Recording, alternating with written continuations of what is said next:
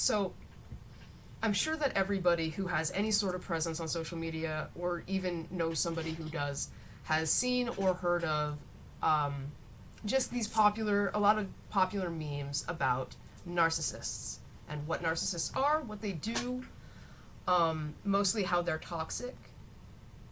And with recovering from abuse, I will start here. With recovering from abuse, we're not even going to go into narcissistic personality disorder or narcissists immediately, because most are about incredibly valid experiences with genuinely abusive behavior and manipulative behavior and codependence and gaslighting.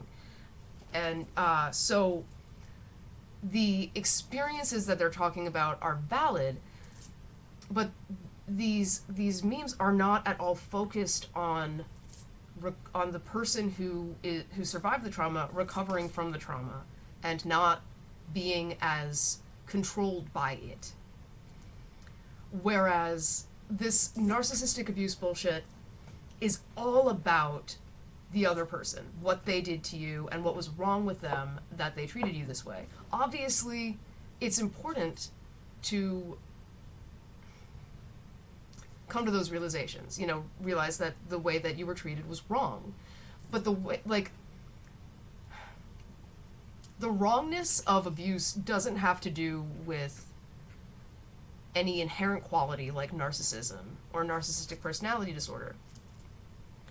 There are narcissistic people who are not manipulative or abusive. There really are. And there are a lot of people who are manipulative and abusive who are not narcissists. In fact, I know more manipulative, abusive people who are codependent with like martyr complexes and caretakers than actual people with narcissistic personality disorder. To clarify, when I say narcissist or narcissism, I am talking about the very amorphous pop culture definition, which isn't a definition and has been overused and misused to the point of having no meaning whatsoever anymore. When I am talking... so one thing that I think is important to know is that personality disorders are classified differently from your average depression and bipolar. Patients under 18 can't be diagnosed with any personality disorder.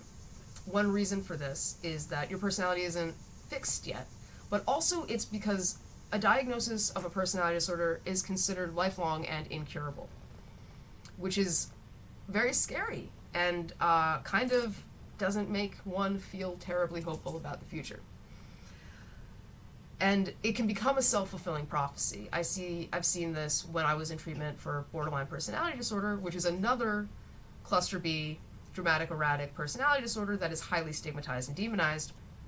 What people are talking about is abuse, which is a behavior. It is displaying abusive behavior is not part of the diagnostic criteria for narcissistic personality disorder. We're not going to go into what that criteria is because it's really beside the point, in my opinion. Because this isn't about the mental illness. This is about using a term for a mental illness to it stalls recovery, in my opinion, as somebody who is an abuse survivor, who has a lot of trauma. All of this talk about narcissists and what narcissists do, it makes it sound like they're a different species, an undesirable species, possibly venomous, poisonous, definitely predatory, lying in wait for delicate little empaths to come across their path. And we're all the same species, y'all. Like, that's not, like, one thing that bothers me a lot about people who aren't mentally ill is they'll refer to mass shooters and violent people as insane, mentally ill. We are far more likely to be the victims or survivors of violence than the perpetrators. Even narcissists, even people with antisocial personality disorder. Anyway, So this language, the use of this language, it focuses not on the recovery of the person who survived the trauma. It focuses on the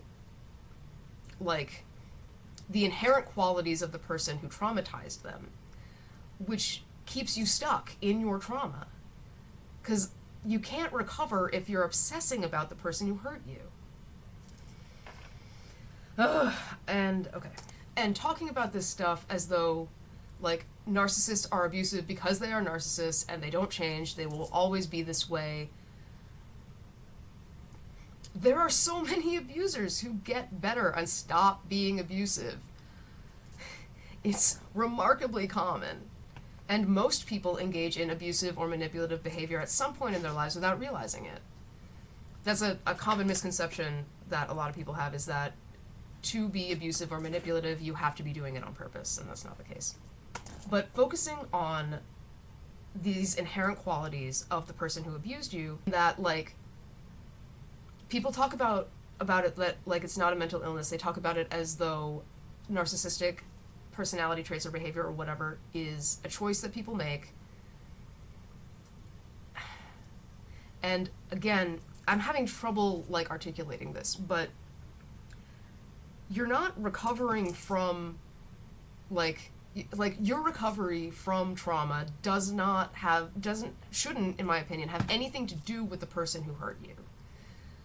They should have no power in your life anymore.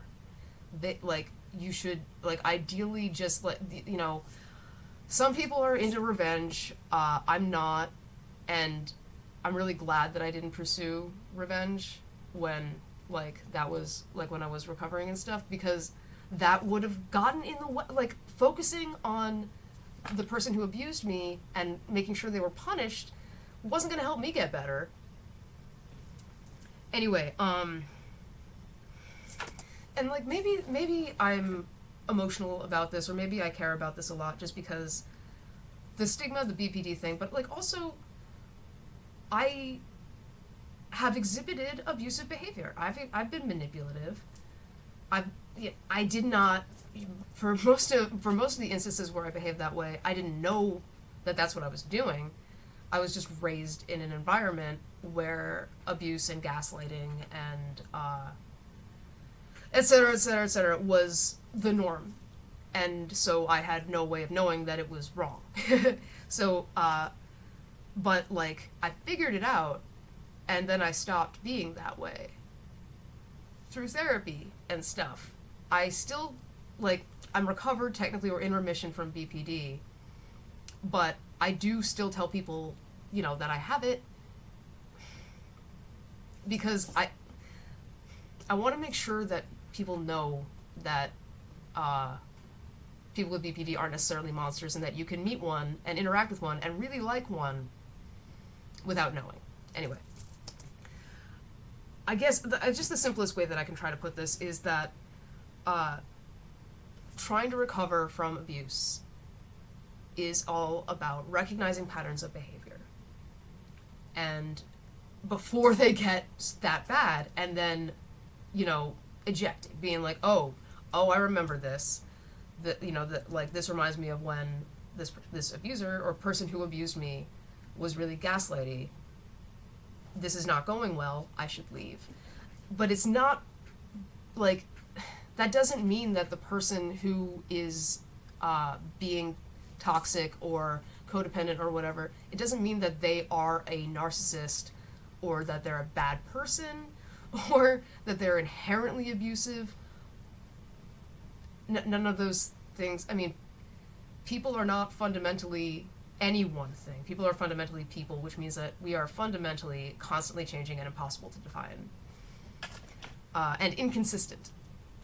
So, referring to abusers as narcissists, and referring to narcissists as though they are a separate species who wishes all normal people, especially empaths, harm, is harmful.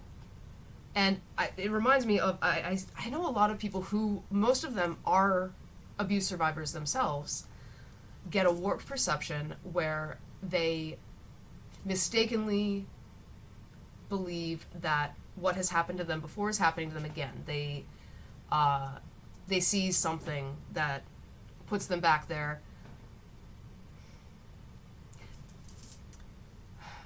It's about feeling safe. And people who have been traumatized frequently are very hypervigilant, so they recognize threats where there aren't necessarily threats. And they might think that somebody, and what happens when you recognize threats where there are no threats and you don't know that that's what's going on is you respond to the threat.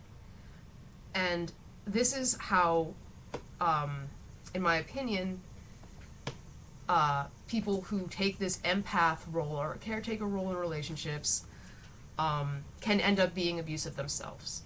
Not on purpose, and rarely, like, in... Oh, man. I got too much to say and not enough energy.